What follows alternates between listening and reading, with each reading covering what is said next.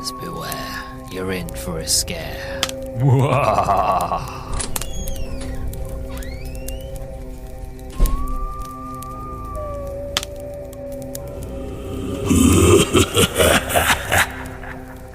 Howdy Beans, and welcome back to another exciting episode of the Howdy Beans podcast. I'm your host, Luke the Howdy Bean. Hope you're doing well, hope you're all good, and all that jazz. And I really do hope that you're in for a scare, because today we're going to be carrying on my Goosebumps book review series by talking about The Curse of the Mummy's Tomb. Before we get into all of that and more, I want to do with housekeeping, because I like to keep my house nice and clean. So make sure that you follow me on Twitter at howdybeans_pod. If you listen to this podcast on YouTube, don't forget to like, comment, and subscribe. If you're listening on Spotify as well, don't forget to leave me a follow and to rate the podcast 5 stars. Or you can follow me now on TikTok or Instagram. Just type in the Howdy Beans podcast and you will find me there. On TikTok, I do a lot of sort of side quests and short reviews for movies and other books and things like that. So if you're interested in short form sort of content, that's where to go for that. Right. So to get into it today. So to give a sort of reintroduction to anybody who is sort of beginning on this episode and hasn't listened to any of the other ones, which I implore that you do because I had a fantastic time with the prior episodes. But this is my Goosebumps book review series where I'm looking into the first 16 original Goosebumps novels written by R.L. Stine. The simple reason for that is because after the first 16 novels, it is kind of up in the air whether sort of R.L. Stine wrote them or he had ghostwriters to write them. So I kind of just want to read the first 16, and then maybe if I'm enjoying it and the series is good and people like it, then I might do the rest. But we will see. But that's sort of the idea of the podcast. As for the synopsis for this book, so it goes as follows. So something dead has been here.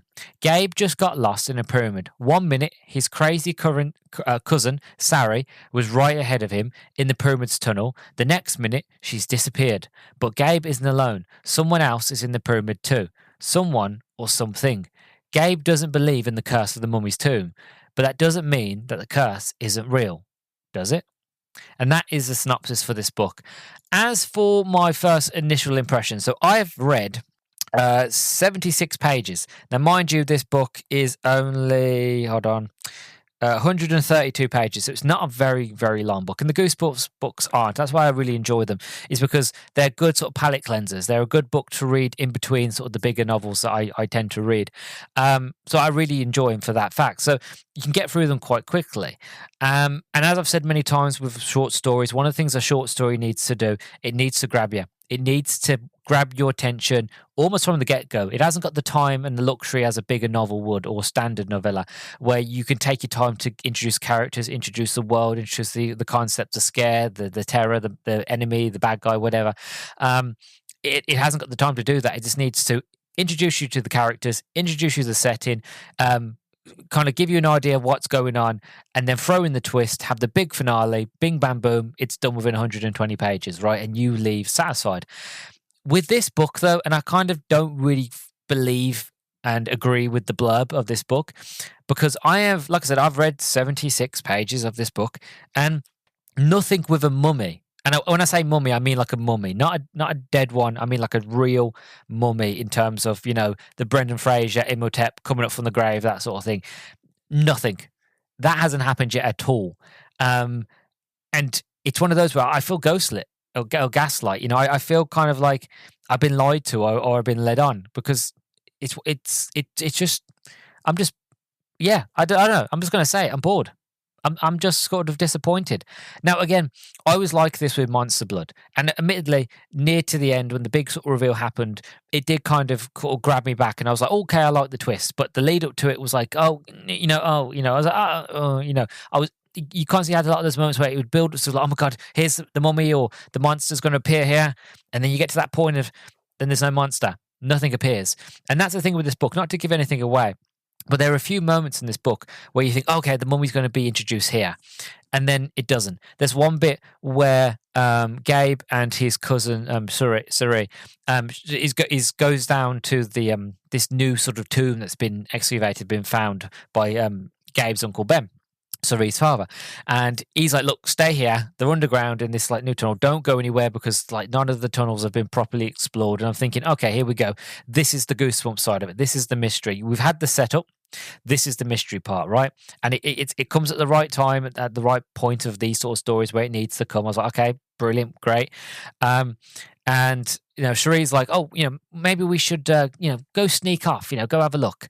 And Gabe's like, oh no, we shouldn't do that. Your dad said stay here. Like I want to stay. Like I don't want to get in trouble. But Sari's like, no, come on. Don't be a chicken. Come on. So he follows her. And there's this thing in the story, this ongoing thing in the story where he wears like these trainers and his laces keep coming undone. So she goes up ahead, his lace comes undone, so he goes down to tie it up. When he looks back up, she's disappeared. So he's looking around trying to find her. Cerie, where are you? And then he finds himself in this room, in this really sort of dark void sort of room, and there's not much light in there. And there's a coffin. And as the coffin starts to open, you can hear the creak of it, and the descriptions are really visceral. And I'm like, oh my god, this is incredible, really imaginative, and like the boys, that is shock and fear that like he's trying to scream but nothing's coming out, and the sarcophagus lid is coming up, and there's red eyes, and I'm terrified. Oh, here we go. Okay, this is the mummy. It's gonna be like start chasing him and his cousin around. Like this is gonna be the danger, but no. Turns out it was a practical joke, that it was just his cousin inside. And a lot of that, like generally, the most, I would say, terrifying, scary thing that's happened in this book so far is that the two kids were kidnapped by somebody who we don't even know if he's a good guy or bad guy or the reason as to why he's kidnapped them. That's the scariest thing. But even then, it's very quick of like, oh, the guy forgot to lock the doors of the car in traffic. They open the doors and they run off, and then they make their way back to the hotel. And then that's it, so nothing mummy-ish has happened, nothing terrifying. There's a hint of a potential curse because some of the workers have come under this mysterious disease and have died. So there's like inklings of potential curses, but there's no actual mummy. The front cover of this book has a scary mummy on the front. You would think you'd have the whole terrifying mummy where they're being chased around a pyramid or chased around underground tombs, and maybe that comes later. But it just feels like you take so long in the introduction to really set it up, the way it doesn't feel needed. Like generally, like what you could have done is kind of, I know the Mummy is about almost like a 2-hour long movie. You can't really sort of describe the Mummy movie and this book. They're not really connected. But what I'm trying to say is the fact of in the movie, you get introduced to the whole Otto Imhotep. You get introduced to the curse. You get introduced to Evelyn and Rick. And then they make their way to Harmonatra. And then when they're in Harmonatra, no, you should not read from the book. She reads from the book. Juicy Mummy comes alive. Scary, right? And but it's a really smooth sort of thing. So you introduce them, and then next part, right? With this, it's fact of you introduce the players, you've introduced that they're in Egypt. They talk about Khufu, and they talk about there's different parts of pyramids, like how big pyramids are. Like it's really getting you to this idea. Like with me, like I love ancient Egyptian. I love Egypt. I've never had a chance to go, but I'd love to go to Egypt. I'd love to go to Cairo and see the pyramids, and I'd love to go to the Cairo Museum. So you've got all of that. All that world building is brilliant. So that the moment where you've got a chance to, okay, I've done all the world building. We're in the tomb. This is where things start to get terrifying, get creepy, because you could be underground, and be like, oh. It could be like The Descent. The ropes broke, so we can't get back up, and we were too deep underground, so the signal's gone.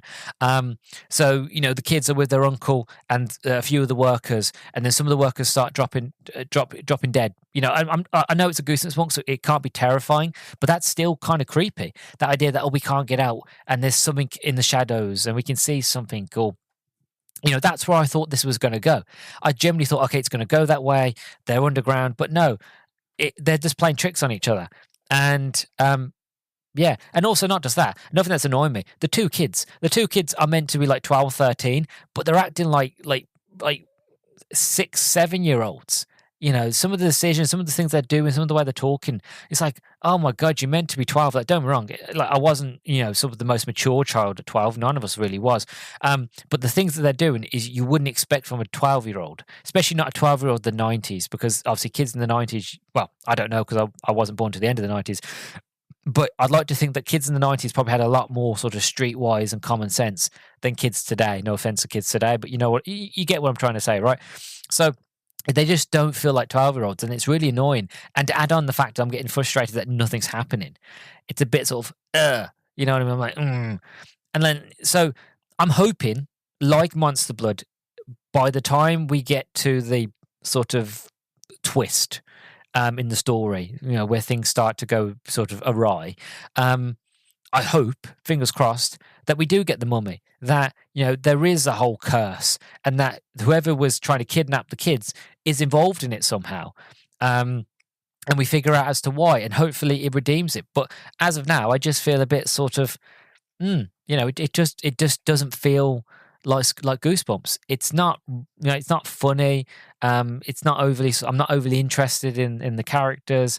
Like I said, it's taking forever to actually get to the point of so quote unquote mummy. Now, granted, I know it's called the Curse of the Mummy's Tomb. I get that, but you know, we haven't really had much of a curse. Just the inklings of a curse in the background that's happened to Uncle Ben's workers. But apart from that, we actually haven't seen anything or heard or actually been there when it's happened. You know what I mean? So it's like, I don't know, just feel like there's more that could have been done with it. Again, this is first impressions. This is just my feelings. Like I said, it might get to the review and I might completely change my mind, or I might not. It depends. But yeah, so far I've just been sort of sadly disappointed with this one, which is a shame because Say Cheese and Die was a real sort of great surprise. Was really wonderful, to be honest. It had inklings and hints of other sort of movies, you know, like Sandlot and well, I was going to say Welcome to Derry. Technically, it's Welcome to Derry, but and things like that. You know, the Losers Club, and it just had so many different vibes and movies, and like the characters were great. And then you go to this one, you're like, you know what I mean? It's a bummer. It is, but. Again, first impressions. I'm going to hold off all my judgment until I finally finish the book. But as of now, it's a little bit of a disappointment. So yeah, that's what I've got to say. Really, to be honest. Otherwise, I feel like if I carry on, I'll just be ranting. So I'm going to sort of go off and I'm going to finish this book. And then when I come back, we'll sort of talk about my sort of first impressions overall of the book, story, characters, and yeah, kind of give my overall thoughts. And then we'll do a bit of trivia and Q&A with R. Ralph Stein at the end. So I'll see you all in a minute. Fingers crossed this curse appears. If it doesn't, well, I don't know what I'm going to do.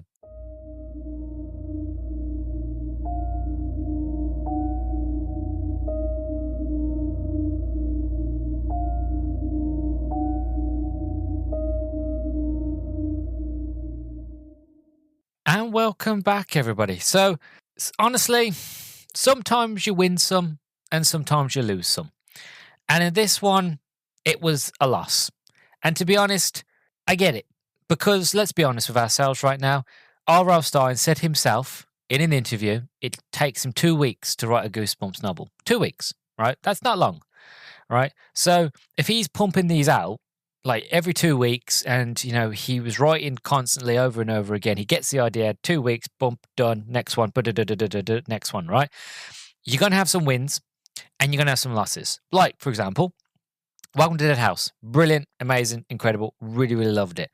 Stay at the Basement. Interesting, fascinating, creepy, cool. Monster Blood. Not so much. Say Cheese and Die. Okay, back to form. Really cool. Really interesting. Love it. This one, The Curse of the Mummy's Tomb, it's not one. It isn't. And I'm really sorry to say that, to disappoint anybody, but it just isn't. You know, if I had to rate this out of 5 stars, I'd give it a 2. For me, it's a major meh. And the thing is, what I find interesting is the fact of, and again, this is going to be a weird tangent, bear with me, but there is a point to what I'm about to say. But I'm a big fan of Scooby-Doo. I grew up on Scooby-Doo. I went to my grandparents and my granddad loved Scooby-Doo, and we always watched it. Like he had a lot of the original series on tape, so we'd watch it and a lot of the specials. And again, I grew up on Scooby-Doo, loved the movies, both animated and live action. So, you know, I'm quite used to and familiar and love the idea and concept of what Scooby-Doo is, that at the end of the day, no matter how scary the monster is, there's always a human behind the mask, right? So humans are the biggest monster of them all. I get it. I love it. I'm fine with it. The problem is when you get that idea and that concept, but in a Goosebumps book, especially a book where specifically on the front cover, not just of the edition that I've got, but all the other editions that I was able to find, because I did my research, and all the other editions had a giant mummy on the front, a big scary mummy on the front, to get the premise that, oh, at the end of the book there was no mummy, it was just some mad crazy human, and that's it. And not even one that's dressed up as a mummy, he's just crazy. And that's it. It's a bit like, oh, well, that's disappointing. And it was really disappointing. And sorry to ruin it for anybody who wanted to read this book. But I've got to be honest, when I got to that realization, because when I did the introduction, as I said, I was about 77 or 76 pages in. When I sort of stopped recording, I went back to reading. Like I said, these books aren't very, very long. I went back to reading, and it got to that point, a few pages later, when it gets to that big sort of goosebumpsy twist. And I was like, oh, great. Okay. We're at the twist part. It's going to get better. Like, he's like, okay, let me kind of get my words back into place. Let me be proper reviewer person now, right? Because, the only way I'll be able to do this properly. So as I mentioned at the end of the introduction, Gabe is lost in this underground tunnel, right? I'm thinking, oh, okay, great. Like, he's lost. He's trying to find them. He can't find them. His brain's playing tricks on him. Okay, you're starting to get the creepy sort of vibe bits. And I'll be honest, those bits in the story where they're underground and where they're in this like abandoned sort of crypt that hasn't been seen in thousands of years, hasn't been excavated, like those bits are spooky and creepy completely. So he's going around, he can hear noises, and then he starts going through this one passageway, and he can hear like creaking sort of noises, and he's not sure what it is, and his flashlight keeps flickering, and all of a sudden he looks down, and the floor underneath him just gives way, and he falls into this huge cavernous space that's just full to the brim of mummies absolutely everywhere. Some of them standing up, some of them are lying down, some of them are in sarcophaguses, some of them are not.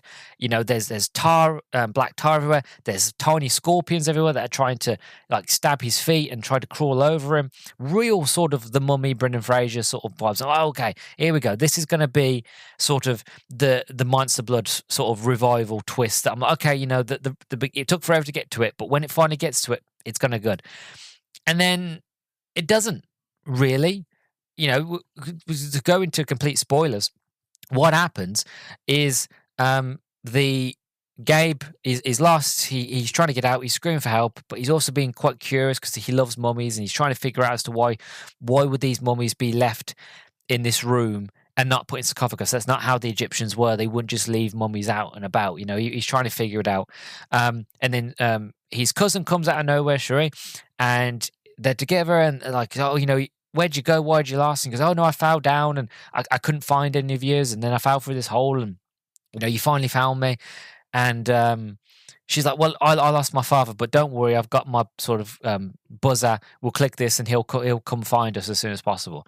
And all of a sudden, the guy that kidnapped them comes. Then he starts going, oh, I warned your uncle. I told him never to be here. There's a curse, but now you're in here, you've desecrated this tomb, so I'm going to have to turn you into mummies.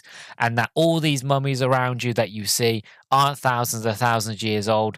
That one over there was from a year or two ago, from somebody who came and desecrated this tomb. So I'm going to have to turn you all into mummies. And then when your uncle gets here, I'm going to turn him into a mummy. And like, okay, somewhat cool idea, cool premises. The problem is, and again, this is my issue. And this is why I said it in the introduction, why I felt like I was gaslit, and I definitely found it by the end of this book, is the fact of when you promise the idea and concept that there's going to be a mummy, that there's going to be, not when I say mummy, I mean like somebody who's undead, somebody like that, not just mummies in terms of just, people that have been wrapped up and bandaged, like genuinely an undead pharaoh mummy chasing them around, kind of like Imhotep, like around an underground complex, right? But you don't get that. He's literally just the fact of, oh, you get some crazed fanatic whose bloodline used to serve the queen, old pharaoh queen, and the generations that protected this sort of chamber that used to belong to the queen, and because of that, anybody that would come near it would basically, would have the mummy's curse, and the mummy's curse is basically that these people would just turn people into mummies, and that's it really. And it's just not interesting, to be honest, because it's that thing of fine of having that premise of, oh, it was the human all along. Yeah, but when you not actually have him dressing up as a mummy, or if you don't actually have him, you know, you don't actually have any mummies. Actually, there's no actual curse. It's just a crazy group of people throughout the years that have just protected this site, and their way of dealing with it is just turning people into mummies. It's just the fact of, oh, well, it doesn't really feel like this is like it's just disappointing. It doesn't feel like a Goosebumps story. It doesn't feel like, R.L. Stein. It feels like somebody has taken an idea that could be Stein's, but hasn't done it. And I know he has. I know he did write this one, but it doesn't feel like him. And as I said at the beginning, you win some, you lose some. Like at the end of the day, and I'm not dogging on R.L. Stein, and I'm not sort of saying he's terrible. Not at all. What I am saying, though, is the fact of you win some, you lose some. And if he can write a Goosebumps story in 2 weeks and then get it done and pump it out, and he's doing this constantly, month after month, year after year, from like 1994 all the way up to like, I think 97 or 98, right? If he's doing that all the time, you're going to have ones that are brilliant, and then you're going to have ones that miss the mark. And this is one of those that misses the mark for me. Anyway, there might be people that read this book and go, oh God, it's brilliant, fantastic, I love it. But it wasn't for me. The things that I liked the most about it, to be honest, wasn't the characters, wasn't the twist, or anything like that. The parts I loved the most was the Egyptian part, where they're on about Khufu and Kuman, and they're on about the pharaohs and the pyramids, and then the whole mystery of curses, and the whole idea of going under these little tombs and going deep underground and sarcophaguses, and talking about how the Egyptians used to get like a big sort of spiky prod, used to shove it up people's dead people's noses, scramble it about and pull it out. And again, that is a line that is used in this book. This book is like from 1994, I believe. And obviously that is a line that Evelyn, Rachel Royce's character in The Mummy, uses almost verbatim, like pull it up, scramble it about and pops it out. I'm not saying the writers of that took it from Goosebumps. I'm not saying that. But I just loved the connection, because that's what they did. They would shove it up the nose, scramble it about, and literally pull it out. Or they would pull out an eye and they would pull out the eye socket, right? So me being somebody who grew up with Egyptology and being a big fan and interest in sort of ancient history and ancient sort of Egyptian, I love those sort of bits. But the story, not so much. The characters, not so much. It's a very juvenile sort of story. And to talk about the story, to kind of to give you sort of the brass bones of it, is the fact of you have the character of Gabe. His family is out on holiday in Egypt. They've got to go off to Alexandria.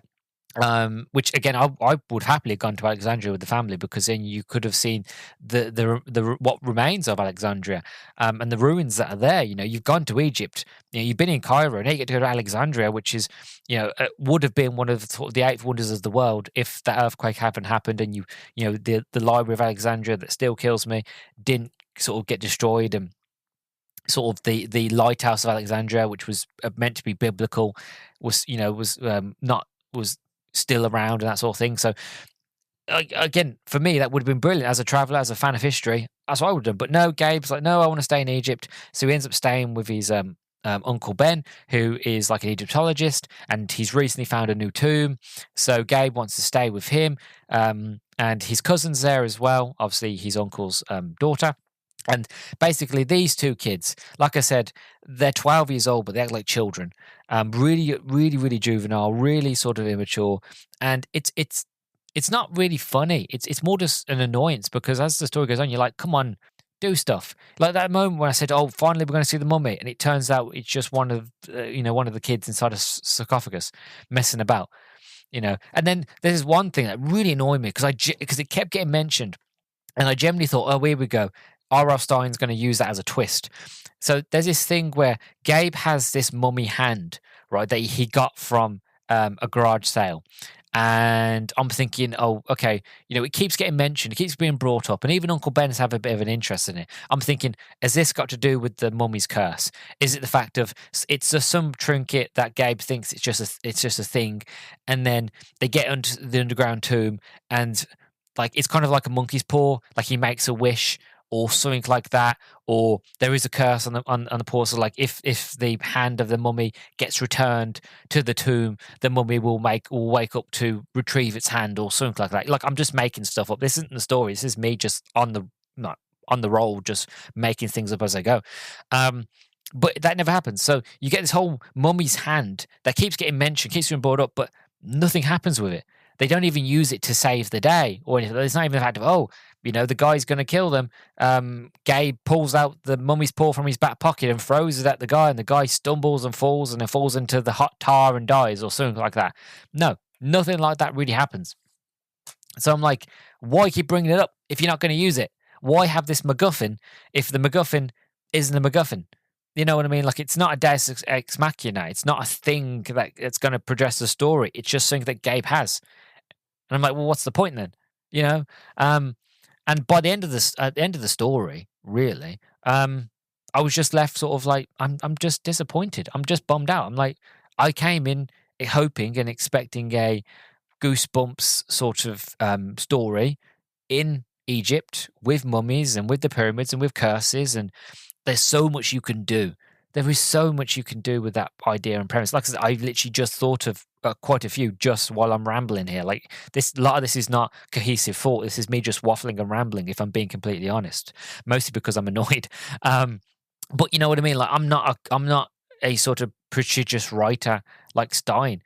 But it just goes to show that when you're writing so proficiently and you're writing constantly all the time and you're pumping these out, you're going to have good and you're going to have bad. So, like, I'm not blaming Stein at all. It's just a fact of it's because he was writing so many of these books in such a short time frame and he's pumping them out so quickly that you're going to have moments of, yeah, there's inklings of a good story here, but there's moments where it's like, okay, that's lacking, that's a bit of a disappointment.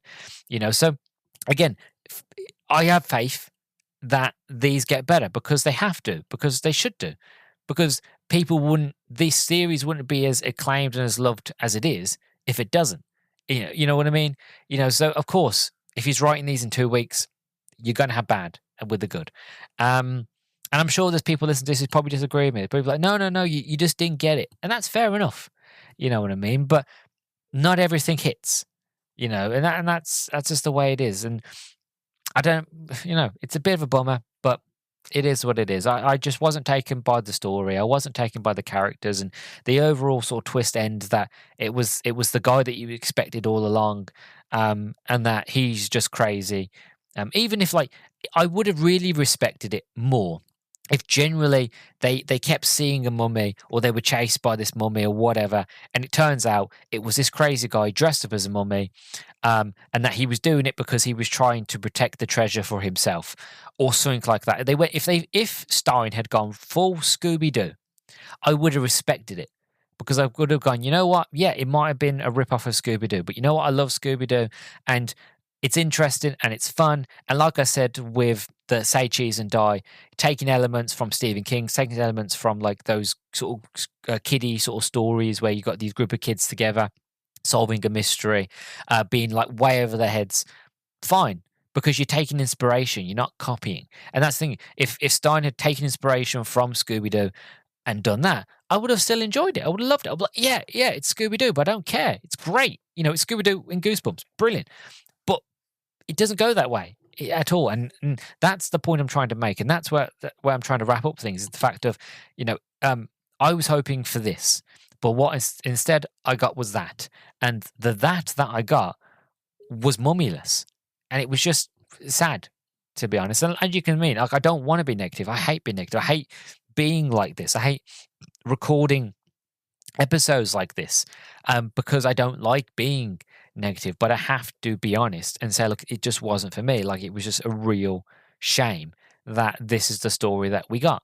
And, it wasn't what was promised on the front cover. And yeah, it's just a bummer. Like, I feel like, and I'm 28. right? I'm a 28 adult who's read many books, right? So this is me. This is my brain talking, right? But I can imagine if I was a 10 to 12-year-old, the audience for these sort of books, and I went to a Scholastic fair. I was like, oh, brand new Goosebumps book is out. And I've gone through them and I'm like, oh my God, I love Egypt. I love mummies. It's got a mummy on the front. This is going to be terrifying. It's going to be brilliant. And I get the book, I take it home and I read it. And the mummy bits and the Egypt's, oh, brilliant. And then I find out that there's no mummy. There's no evil monster, scary sort of. There's not really any scares in this book at all, really. And I'm not just saying that because I'm an adult. Like, generally, there's nothing in it that would really make my skin crawl. It was just, a few underground tombs and some scorpions and things like that. Like, the underground bits were brilliant, but like the atmosphere wasn't there once you realize there's no mummy. When you realize there's no monster, when you realize there's no threat, there's no how well you can really convey the atmosphere. If there is no threat, if there's if there's nothing to be scared of, then there is no fear there, no matter how eerie the atmosphere is. The imagination needs to work with the atmosphere to make it scary than it actually is. When you go to haunted houses, or if you go to a house and people say, oh, it's haunted, you was fine until somebody said it was haunted. Then you feel like you're hearing things. You feel like you're seeing things that aren't there because your imagination's already going tenfold because you were told it's haunted. Or if you go to an underground sort of cavern and somebody says there's a curse in here, you're going to instantly believe there's a curse. I'm seeing things. I'm hearing things. It's terrifying.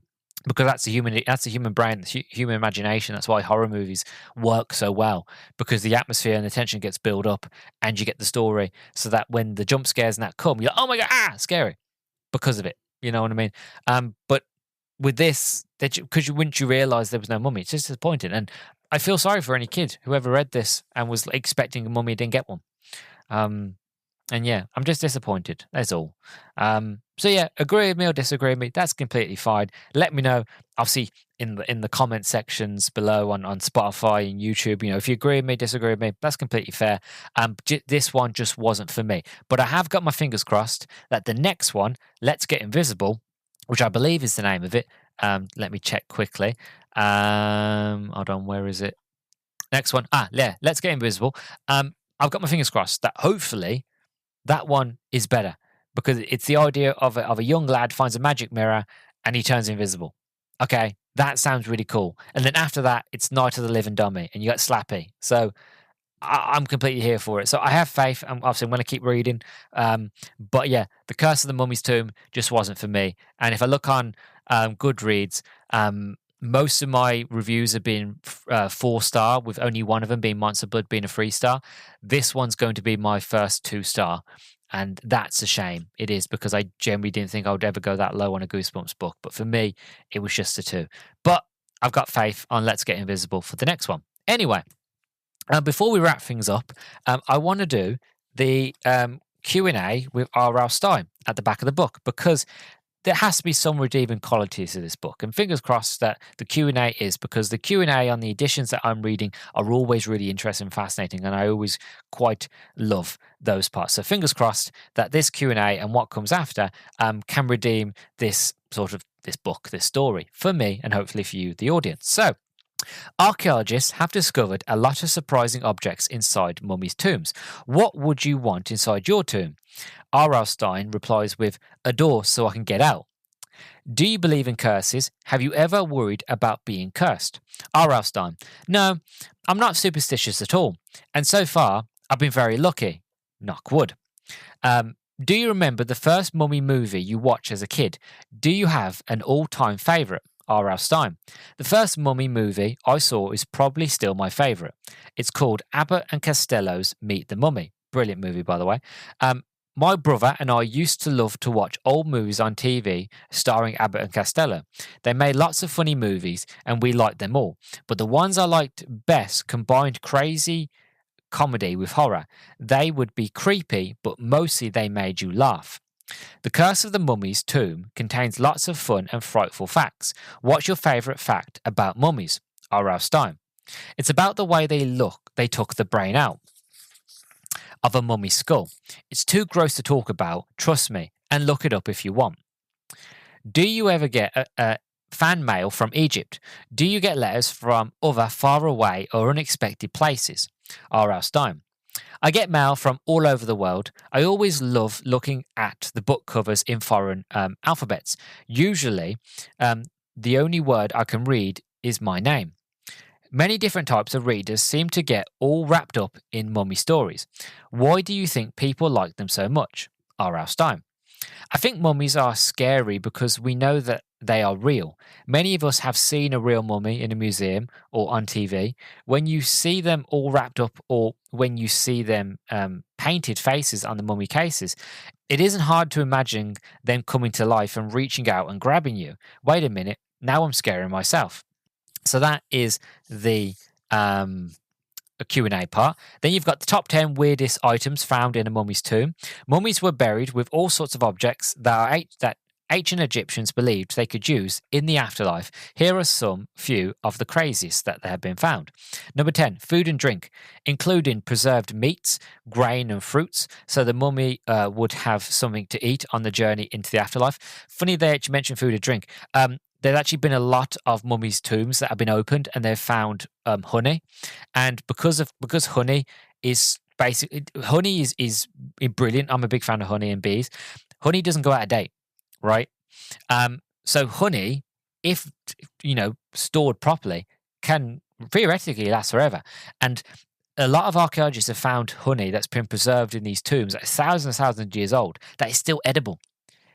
That idea, that honey, that's thousands and thousands of years old, that the bees that have made it have long since gone, right? And the people that put it in jars have long since gone. But the honey itself is still edible, that you could still take some out, put them on a piece of bread and eat it and be completely fine. That to me is insane. And that's why I love honey so much. And as among other regions, because it's sweet and it's an antiseptic and it's got so many properties. It's brilliant. Anyway, number 9, many mummies have had board games and pieces to entertain themselves. Number 8, false fingers and toes protected you. You guessed it, a mummy's real fingers and toes.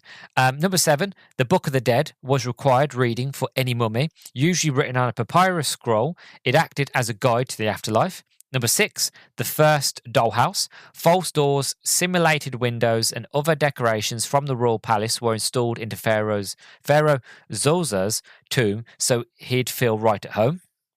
Number 5, royal cats were often buried with their owners and even had their own mini coffins. That's really cute, actually. 4, Shabti figures were small statues of people that were thought to work or fight for mummies in the afterlife. Number 3, Pharaoh Cheops was buried in Giza's Great Pyramid along with a large boat for a smooth ride into the afterlife. Number 2, a mummified lion was buried in the tomb of King Tut's childhood nurse, most likely for protection. And number 1, organ-filled jars, or cunubic jars, as they were called, were found in mummies' tombs. And then it goes on talking about history of hieroglyphs. The written language of ancient Egypt comes in forms of images called hieroglyphs. Hieroglyphs were used from a roughly 3,300 BC to 400 AD, in Egypt. Soon after the last were etched into stone, nobody was left in Egypt who could translate them. They may have remained a mystery were it not for the discovery of the Rosetta Stone, a 45 by 28 inch slab of rock discovered in 1799. On this rock were matching inscriptions in hieroglyphs, demonic script, the written form of Egyptian, which came after hieroglyphs, and Greek. Even with these 3 translations side by side, the code was still not cracked until 1822, when the extraordinary French linguist Jean-Francis Campolini realized that the images sometimes represented letters in the alphabet, specific sounds, or even concepts. And which I think is fascinating. So I love all these sort of things, and it goes into how to preserve in the dead, what the Egyptians used to do, how they used to wash the bodies, cover the bodies in salt, sort of to dry them out. Because once you got all the moisture out of the body, basically their body couldn't decay, so that you could easily wrap it up and bandage it, and the body could be well preserved and looked after as they sort of bandaged it.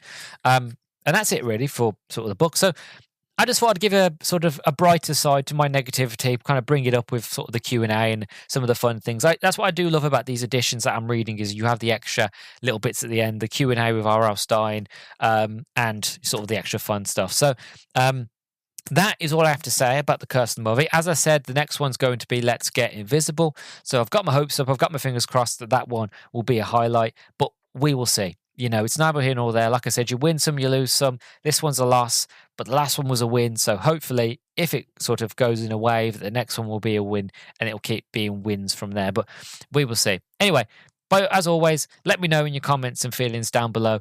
Again, follow me on YouTube, follow me on Spotify, Twitter, TikTok, Instagram, all those places. Just search the Howdy Beans podcast and you'll find me here, there, and everywhere. I've been your host, Luke the Howdy Bean. It's been somewhat pleasure, but fingers crossed the next one will be better. And I'll see you all in the next one very soon. Bye-bye.